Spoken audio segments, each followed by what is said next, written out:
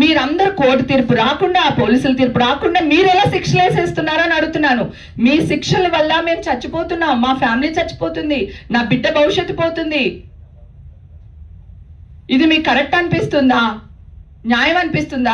November 3కి నాకు వస్తే ఈ రోజు వరకు హేమకి క్లీన్ చిట్ దొరికిందని ఒక్క వ్యక్తి కూడా ప్రచురించలేదు తెలుసా మీకు? నేను ఛానల్కి వెళ్ళి, నేను ఛానల్ సీఈఓలతో మాట్లాడి 2 నెలలు, ఈవేళ ఫ్రీ లేదు హిమ, రేపు మాట్లాడదాము, ఎల్లుండి మాట్లాడదాము, అవతల ఎల్లుండి మాట్లాడదామని ఇన్ని నెలలు గడుపుకొచ్చారు. ఈ రమేష్ వైట్ల అన్న ఆయన జర్నలిస్టు, ఆయనకి ఈగో హట్ అవడం ఏంటండి? అసలు నా మీద కచ్చపడడం ఏంటండి? ఆయన జర్నలిస్టులు కక్షలు పెట్టుకుంటారా మీరు? జర్నలిస్టులు ఏంటి, ఉన్నది మెరుగైన సమాజం కోసం ఏ న్యూస్ ఉపయోగపడుతుందో ఆ న్యూస్ వేయడమే కదా. ఇంతవరకు రోజు నేను చూపిస్తాను మెసేజ్లు రమేష్ వైట్లకు, నన్ను బ్లాక్ లో కూడా పెట్టాడు ఆయన. మా ఫిల్మ్ జర్నలిస్ట్ పనిగారు ఉన్నారు, ఆయనతో మాట్లాడుతున్నాను. మరి ఆ రోజు ఎన్టీవీలో అంత న్యూస్ వేసినప్పుడు, ఇప్పుడు క్లీన్ చిట్ వచ్చినప్పుడు ఎందుకు వేయరు? బిగ్ టీవీ వాళ్ళు ఆ రోజు నా వాయిస్లు రికార్డ్ చేసి వేస్తూనే ఉన్నారు కదా, ఈ రోజు ఎందుకు రియాక్ట్ అవ్వట్లేదు? ఇది తప్ప కాదా చెప్పండి. రేపు నేను నా బిడ్డకి మ్యారేజ్ చేయాలనుకుంటాను, నా భవిష్యత్తులో నేను ఇంకొకటి అవ్వాలనుకుంటాను.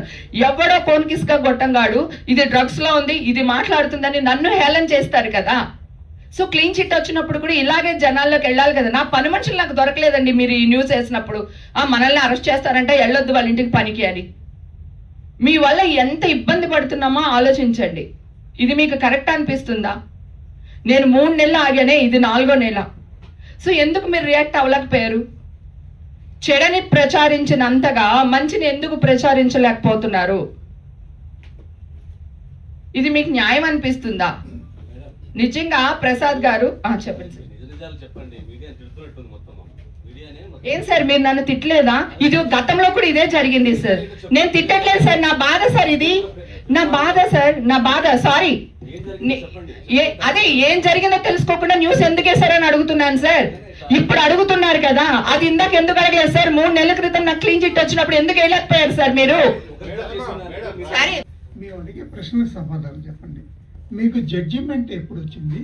ఆ జడ్జిమెంట్ కాపీ ఎక్కడ ఉంది సార్? ఆల్రెడీ గ్రూపుల్లో నేను షేర్ చేశాను సార్. నవంబర్ 3కి ఆల్రెడీ మన వాళ్ళ దగ్గర గ్రూపుల్లో ఉంటుంది. జడ్జిమెంట్ ఇచ్చాను. నవంబర్ 3కి వచ్చింది సార్ జడ్జిమెంట్ కాపీ. నవంబర్ 3కి వచ్చింది. జడ్జిమెంట్ లో యాక్చువల్ గా ఏముంది? జడ్జి గారు ఏమని తీర్పిచ్చారు? జడ్జి గారు తీర్పిచ్చింది సార్, ఆ డ్రగ్స్ కేసుకి నాకు ఎలాంటి సంబంధం లేదు, నేను నిర్దోషిని. డ్రగ్స్ కేసుకి మీకు సంబంధం లేదంటాం కాదు, మీరు డ్రగ్స్ తీసుకున్నారా లేదా? తీసుకుంటే శిక్ష వేసేవాళ్ళు సార్, తీసుకోలేదు కనుక నిర్దోషిగా వదిలేశారు సార్.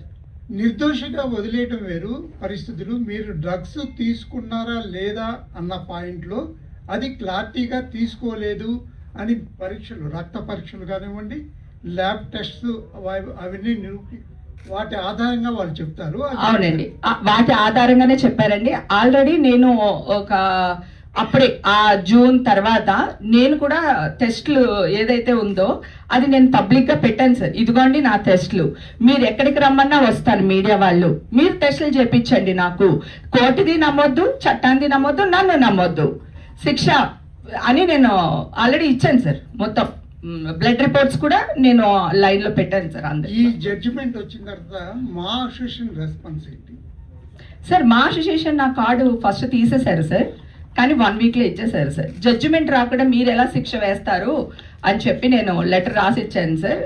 ఆర్టిస్టులకి చైతన్యవంతంగా ఉండడానికే ఇది మనకి అసోసియేషన్ అనేది. కష్టంలో ఉన్న ఆర్టిస్టులని, పూర్ పీపుల్ని ఆదుకునేదే అసోసియేషన్ సార్. అలాంటి అసోసియేషన్ తీర్పు రాకుండా, కోర్టు తీర్పు రాకుండా ఇలా చేయడం కరెక్ట్ కాదు, ఏదో మీడియాలో వచ్చింది నమ్మకూడదు అని చెప్పి నేను లెటర్ ఇచ్చాను.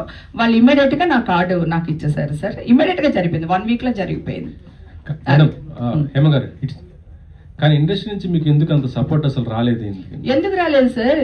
చిరంజీవి గారు మనుషుల్ని పంపించారు, తనకి ఏం కావాలో హెల్ప్ చేయండి అన్నారు.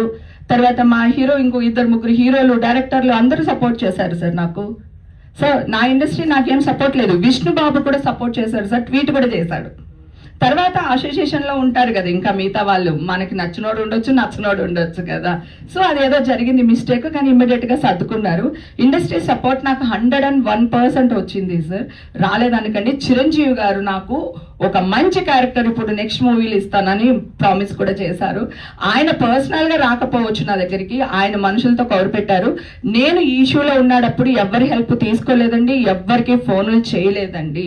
ఎందుకంటే నేను నిర్దోషినని నాకు తెలుసు. ఫస్ట్ నుంచి ఇదే వాయిస్ లో మాట్లాడుతున్నాను, ఇప్పుడు ఇదే వాయిస్ లో ఉన్నాను. నేను డ్రగ్సే కాదండి, నేను పార్టీలకి వెళ్తాను, నేను తిరగనని చెప్పట్లేదు. నేను నా లైఫ్లో ఎంతో కష్టం చూశాను. ఇల్లు, కిచెను, షూటింగ్ తప్ప నాకేం తెలియదు. సో ఇప్పుడు నా లైఫ్ నేను నిజంగానే చిల్ అవుతున్నాను. చిల్ అవ్వడం ఒక బూతులాగా వేసేసారు వీళ్ళు. కానీ ఇది నా లైఫ్, నా ఇష్టం.